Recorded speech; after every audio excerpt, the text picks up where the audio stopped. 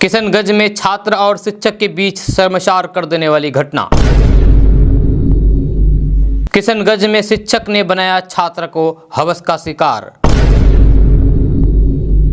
लड़की ने अपने शिक्षक पर लगाया बलात्कार करने का आरोप। लड़की इंसाफ के लिए पुलिस से लगाई गुहार। आप आगे देखें पूरी रिपोर्ट। हर समाज में शिक्षकों को इज्जत मिला, आदर मिला, सत्कार मिला। कोई सा भी युग हो, शिक्षकों की अपनी एक गरिमा हुई और शिक्षकों को हमेशा आदर सत्कार के निगाह से देखा गया। लेकिन शिक्षकों का जो गरिमा का स्तर है, जो आदर सत्कार में वो गिरावट आ रही है, इस बात से आप इनकार नहीं कर सकते हैं। इसमें कारण एक ये भी है कि आप कई ऐसी घटनाओं को देखे होंगे जिसमें शिक्षक द्वारा ही अपनी शिष्या के साथ शारीरिक संबंध स्थापित कर लिया जाता है, तो कहीं उनसे अफेयर का मामला रोज बरोज प्रकाश में आते रहता है। कभी कोई शिक्षक ही अब पढ़ाने वाली शिक्षिका को लेकर 9-11 हो जाता है, फरार हो जाता है। यानी शिक्षक और छात्राओं के बीच जो अफेयर का ये दौर चल रहा है, कहीं ना कहीं ये शिक्षक समाज को शर्मिंदगी महसूस कराता है और कहीं ना कहीं जो शिक्षक और छात्राओं के बीच जो पवित्र संबंध है उसे तार तार करता हुआ नजर आता है। आज मैं ये चर्चा इसलिए कर रहा हूं क्योंकि हमारे पास एक आवेदन है। किशनगंज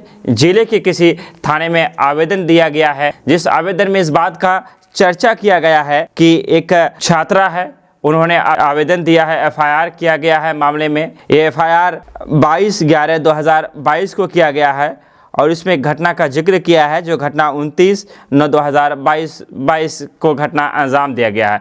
एक छात्रा आवेदन में लिखती है कि वो किसी कोचिंग सेंटर में पढ़ने जाया करती थी और जिस कोचिंग सेंटर में वो पढ़ने जाती थी तो वहाँ के जो डायरेक्टर थे, उस डायरेक्टर का बच्ची के ऊपर गलत नज़र था। वो कोचिंग में भी उनके साथ छेड़खानी किया करता था। आखिरकार 29/9/2022 के रात उस लड़की के घर पे शिक्षक आते हैं और उनके साथ ज़बरदस्ती किया जाता है। उनके मुंह में रुमाल बांधकर, उनके हाथ पैर को बांधकर उनके साथ बलात्कार किया जाता है।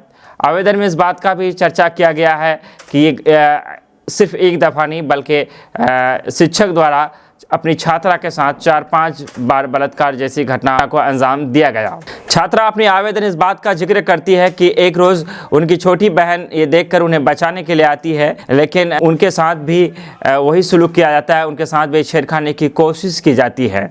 हालांकि अंधेरे का फ़ायदा उठाकर जो आरोपी शिक्षक है वो फरार हो जाते हैं। पंचायत बुलाई जाती है। 1.5 से पौने 2 माह के बाद इस मामले को लेकर के आवेदन दिया जाता है। जो उक्त थाना है वहाँ पर एफआईआर किया जाता है। गौर करने वाली बात है कि अगर ये घटना सही है तो फिर इस तरह की घटनाएं नहीं होनी चाहिए। एक शिक्षक जिन्हें कि इज्जत की निगाहों से देखा जाता है, एक शिक्षक गुरुओं का एक आदर होता है, एक सत्कार होता है। आज भी हमारा समाज गुरुओं के प्रति इज्जत में कोई कोताही नहीं करता है। हम आज भी गुरुओं को एक अलग दृष्टिकोण से देखते हैं। आज भी इस समाज में शिक्षकों का एक अलग मर्तबा है, एक अलग दर्जात है। अगर ये घटना सही है, इस तरह की बातें अगर सही है तो कठोरतम सज़ा उस शिक्षक को होना चाहिए। लेकिन अगर ये सिर्फ आरोप है तो ये भी गौर करने वाली बात है कि एक शिष्या द्वारा अपने ही शिक्षक के ऊपर इस तरह के गंभीर आरोप लगाना कहाँ तक उचित है। कानून अपना काम करेगी, मामले की निष्पक्ष जांच होगा और मैं समझता हूँ कि बिहार पुलिस इस विषय में सही निर्णय लेगी कि आखिर इसमें सच्चाई क्या है। दूध का दूध, पानी का पानी साबित तो हो ही जाना है।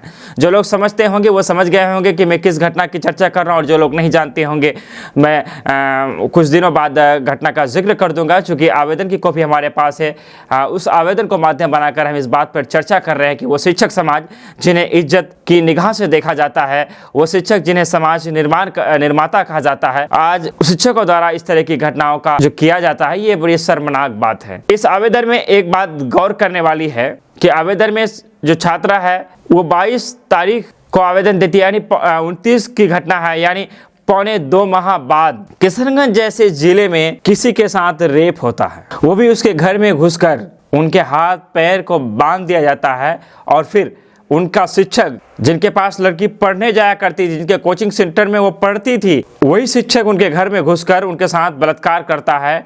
और हमारा समाज पौने 2 माह तक खामोश रहता है।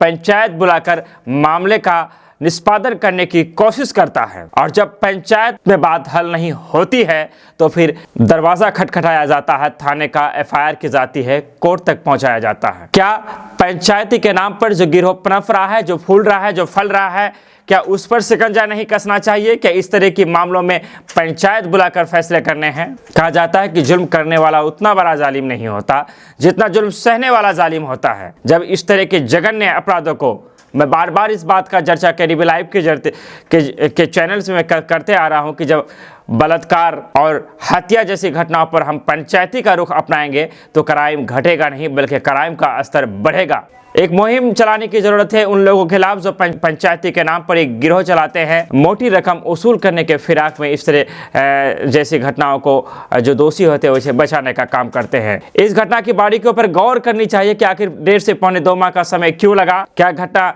जाली तो नहीं, कहीं ये घटना फर्जी तो नहीं, कहीं शिक्षक को फंसाने के लिए इस तरह की जो आवेदन दिया गया है उसका सहारा तो नहीं लिया गया? कहीं उनसे जो पंचायती के जो गिरोह है, शायद कहीं ऐसा हो सकता है कि पैसे की मोटी रकम की डिमांड की गई हो और जब वो डिमांड पूरी ना हो तब फिर मामले को लड़की को बहला फुसला कर थाने तक ले गया हो कुछ भी सकता है। या ये भी हो सकता है कि शिक्षक सही मायने में दरिंदा हो, शिक्षक की दरिंदी और वहसी हो, और वहसीपन में वो अपनी ये भी भूल गया कि वो जिस लड़की के घर पे जा रहा है, वो जिनके साथ शारीरिक संबंध स्थापित कर रहा है, वो उनकी शिष्या है, वो उनकी छात्रा है। और इस समाज में गुरु और शिष्या का जो संबंध है, जो रिश्ता है, वो बड़ा पाक है।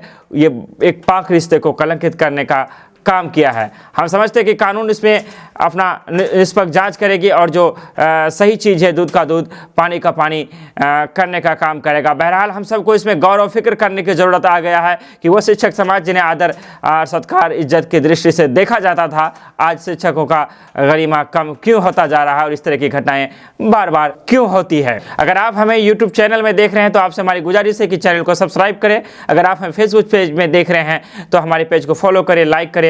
धन्यवाद, शुक्रिया, आदाब।